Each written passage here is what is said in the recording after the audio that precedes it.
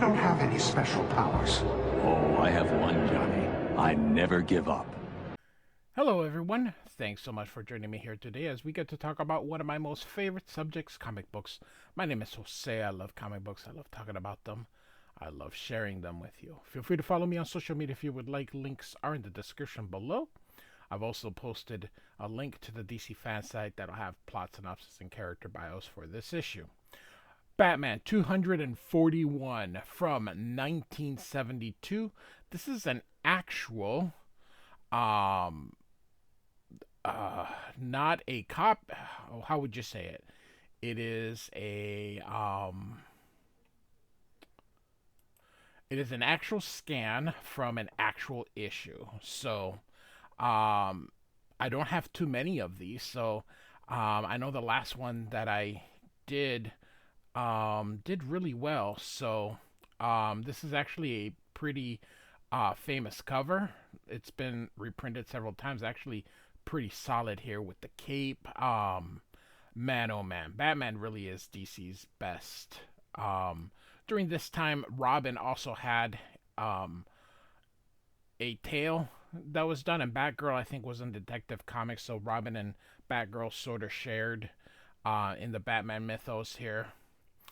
And so here we go.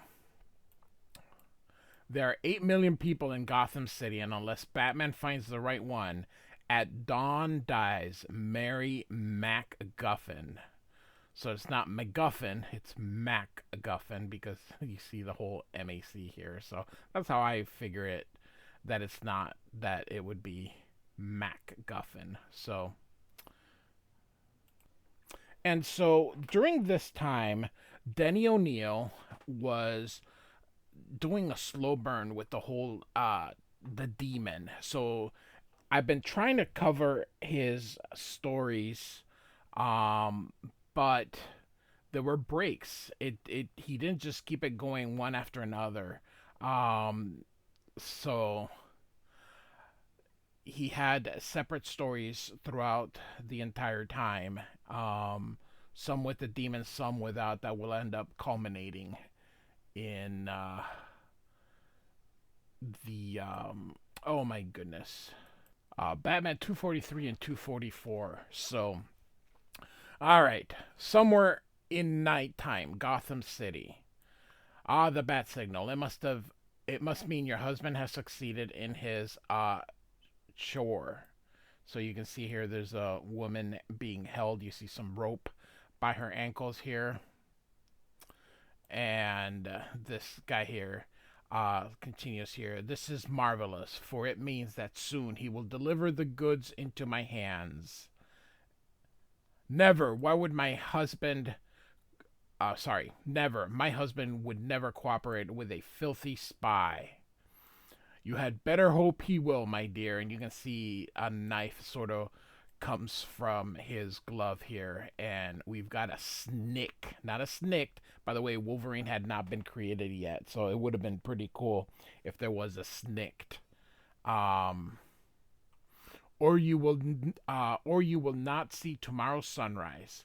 Consider this a vow, and be aware that Colonel Sulphur is famous for keeping his vows. And here we have the what would you call these things? I don't even remember. So, but look at this. Subscription Department, Flushing's, New York.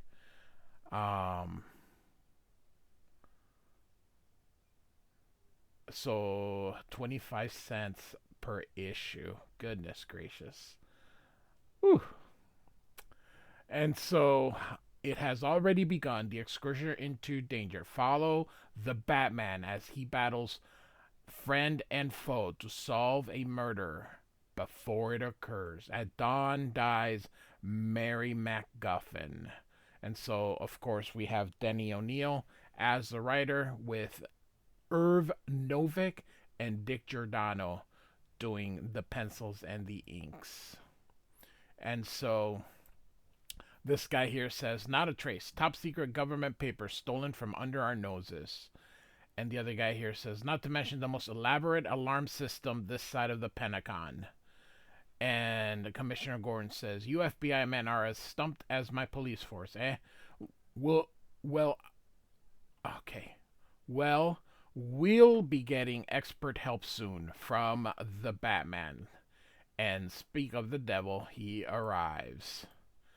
And this guy here says, "Commissioner, I must lodge protest at you bringing a masked grandstander into important business. That Fonus Balonus is only interested in showy cases. There won't be enough glory in this one. Not that I expect him to show up." Of course, Batman is coming in, but behind him here. So,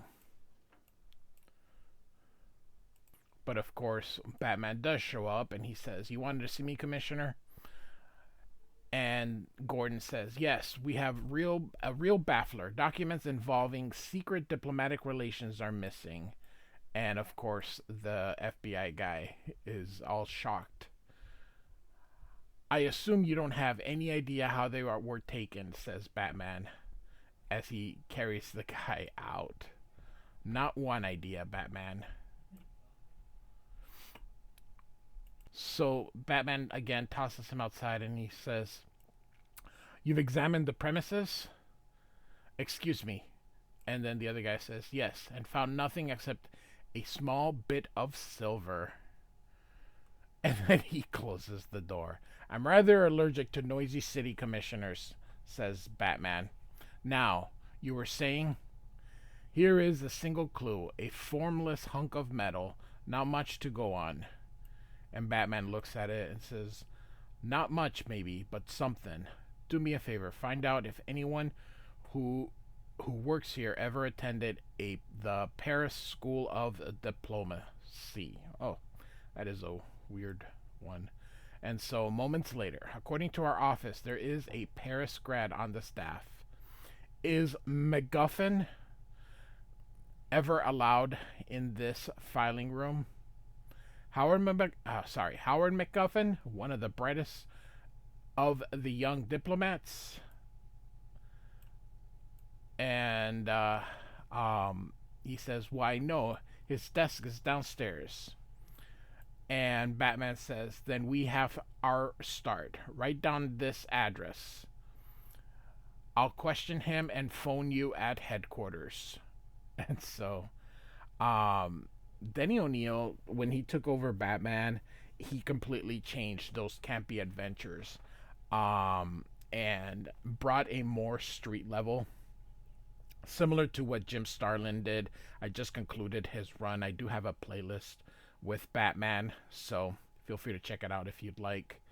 I've been covering the Denny O'Neil Batman stories. So Batman goes out and swings in his rope.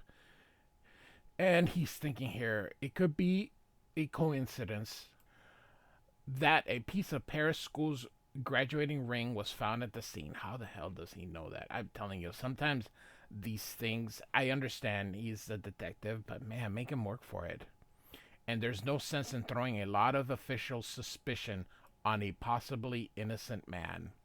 I remember reading about MacGuffin, son of a wealthy Newport family, which explains why he lives here in the city's most expensive apartment complex. And so Batman arrives here. And the doorman just says, "Help you, sir? Is Mr. MacGuffin in?" I'm afraid not, sir. I saw him and his wife leave in their car an hour ago." Anything else, sir?" "Yes," says Batman. "This." And he punches the guy. We don't get an explanation as to why. And here we go. "If that thug figured to impersonate a doorman, he should have realized a polished building like this doesn't permit uniformed employees to wear Argyle socks. Clashes with the fancy does. He's undoubtedly a lookout." What the heck? Okay. And I bet here's the real doorman. So, yeah. Again, these are the early 70s, so there's still some campiness to it. And so the doorman says, "It was terrible. 3 of them busting in with guns. I'm scared. Easy, old timer. They'll soon pay for manhandling you, as Batman lets him loose. I ought to do a credible job of imitating the Hood's voice. I'll buzz the MacGuffin place on the intercom. Hey, listen, the Batman got past me. He's on the way. Swell, we'll be waiting, they say. So, and MacGuffin says, please, must you? Murder? Yeah, we must, Mac. And you know what happens to that pretty wife of yours if there's any slip-ups. So keep the yap buttoned. The second he steps in, blast him. But Batman is coming from behind. He swung up. He says, I'm already in, scum. In and swinging. And so Batman says, kicking too, you've noticed. I ain't scared of you, and I don't need a gun, as he swings and misses here. And Batman just smacks him. Oh, but you do, he says. You Howard MacGuffin? Asks Batman. Yes, answers MacGuffin, and I've got to ask you, not to move, or I'll shoot, I swear. You're no killer, Howard. Drop it and let's talk, says Batman. I can't, my wife, she'll die unless what, Howard? I know you stole the papers. I don't know why, or why you haven't made a getaway. And you can see MacGuffin is sweating here. I didn't expect the theft to be discovered till morning. I thought it's safe to wait in my apartment for his call. And so, whose call? asks Batman. The man who forced me to do what I did, Colonel Sulphur. Sulphur, huh? The head of the freelance spy ring. I recall, correct me if I'm wrong, he kidnapped your wife, demanded the papers, and he'll phone to tell you where to deliver them. Exactly. He said that if I didn't cooperate, at dawn dies Mary MacGuffin. And so there's the phone. That's him. Sorry, Howard. I'm answering the call in your voice. So, look at Batman. Just, I love this. Hello, Colonel Sulphur. I have the papers. This I doubt, as I doubt you're really Howard MacGuffin. I am privileged to speak with the illustrious Batman. You see, I gave MacGuffin a password to say, and you didn't. As a result, I shall be checking out of these unsavory premises shortly, leaving behind a corpse. It's been a pleasure outwitting you, Batman. Goodbye. Sulphur, I have a bargain. Blast, he hung up. You big shot, you just executed Mary. I hope you're proud. You wouldn't wait, you. And Batman just says, shut up. I've got to think.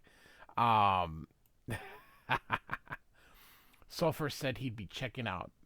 Might indicate he's in a hotel, but which? There are hundreds of hotels in Gotham. No time to investigate them all. No. Something's nagging at the back of my mind. Some indication of Sulphur's hideout. What? What? He says. Can you answer the Batman's question? Says down here. I love this. And I love these, how they portray these little rundown hotels here. I must assume, Mary, that the gentlemen sent to accompany your spouse are captive. Ergo, I depart alone. At dawn I go, as in another fashion do you. My word is my bond. Thus, charming as you are, you must suffer for your spouse's failure. I see the puzzlement in your lovely face. You wonder why I wait. I have a fetish about sunrise. I believe the rising of the sun brings me luck. Thus, to escape punishment and commit no act of violence except during the morning's earliest minutes, during which minutes I can be quite violent indeed, as you shall learn. A physician once termed me insane. Correct verdict, I fear. I see by my excellent American watch we can expect the sun within the hour, as he looks. To pass the time, you may enjoy inspecting my hand. The concealed weapon makes it more useful than the one I lost. I shall use it to effect your departure from this world, he says. So meanwhile, in downtown Gotham at police headquarters, two men work feverishly, desperately, to no avail. And Gordon says, no use, Batman. Sulphur's thugs aren't talking. They claim they don't know where their boss is. And Batman says, they're probably telling the truth. Sulphur's shrewd. He'd cover his tracks, he says here. The sun rises at 6:03 today. We have less than 48 minutes. I'm afraid we're whipped. I'm also afraid your reputation will be badly damaged when the news gets out. And Batman hollers. He says, "Don't you understand? I don't care about my reputation. No, I keep thinking of the woman. How she'll die because I blundered. I don't want to live with that, Commissioner. But I'll have to. And the worst part is, I'm sure I've got the answer." And then he goes, "Wait, of course, Commissioner. I just remembered what I had remembered," as he snaps his finger. How freaking convenient. And so Batman checks this map here and says, "Let me check this map showing the locations of all the city's hotels." Oh my god. Find the thing you're looking for, Batman? I hope. Excuse me, I have exactly 43 minutes to travel across town. 43 minutes to save Mary MacGuffin. And this guy says, "Hold it, Batman, you're not going anywhere." And Batman says, "Says who?" "Says my superiors. You're dealing with government business. We can't permit a private citizen to interfere." And Batman says, "Then you accompany me." I will, eventually. My orders are to hold you till the proper authorities arrive. They should make it before 8. I convinced Washington of your irresponsibility," says the city manager. "Mister, by 8, Mary MacGuffin will be a heap of cold meat. I'm walking out, either past you or over you." "Step aside," says Batman. And he pushes them both. Love these long arms. These are very long arms. And Gordon thinks, "Good luck, old friend. If you succeed, you'll be a hero. And if you fail, they'll crucify you." And so here it says, precious minutes pass recklessly. Heedless of his personal safety, the Batman hurdles a powerful automobile down a quiet, still, dark streets to an ancient crumbling building. And so, "You, a middle-aged man and a young woman, checked in sometime yesterday. Which room?" "Can't give that information out of the guests." And Batman grabs him. Guy's like, "Top floor, third door on the left." So, behold, my dear, the glow of rooftops signaling the end of our acquaintance. In a moment, my day will begin, and yours finish forever. Gaze upon the first rays of the sun, for they will be the last things you will see. Farewell, my dear," as he's about to slash her, but in comes Batman here. And he looks back and he goes, "The Batman in person, and you are Colonel Sulphur." Love this. This is so awesome. I am amazed how you caught me as a mystery." And he says, "Simple. I remember during our phone conversation, I heard an elevated train. I merely found a hotel next to an L's track. Suddenly, a blade snaps free, and the spy lunges, driving the steel deep into Batman's bicep. With swiftness rivaling the Batman's own, he flings himself across the small space and out." Batman says, "He's escaping onto the fire escape. He hurt me with that trick hand. Got to ignore the injury. Or charge a second blunder to my moral account. Gone. He couldn't have reached the street so quickly." Of course, he was above him. As you can see, he's going to go down and walk. He hits Batman here. "I vowed a death this dawn. It shall be yours." And so here we go. Click. And Batman's just kind of stunned there. And poetically, here comes a sun ray, which of course hits him and hits the eye. He says he can't see. And Batman kind of punches him in a very 70s style here. And Commissioner Gordon arrives, of course. "His momentary blindness bought me a second I needed." And Gordon says, "Batman, the desk clerk called us, but as usual, you have the situation settled." And here is Phosphorus. "I've received word from Washington. These classified papers MacGuffin took, the government has decided to reveal them to the public. By noon, the news media will carry the full text of them. Some bigwig decided they weren't so dangerous after all." And so, "Any comment?" says Gordon. And Batman just says, "Nothing printable, Commissioner." The end. And so we're not going to do the Robin story because, we're just here for Batman. Batman 241 by Denny O'Neil and Irv Novak with Dick Giordano. Like and subscribe. I do thank you for listening. I hope you enjoyed it. These are kind of cool, these old Batman stories. Like and subscribe. I do thank you for listening. Goodbye.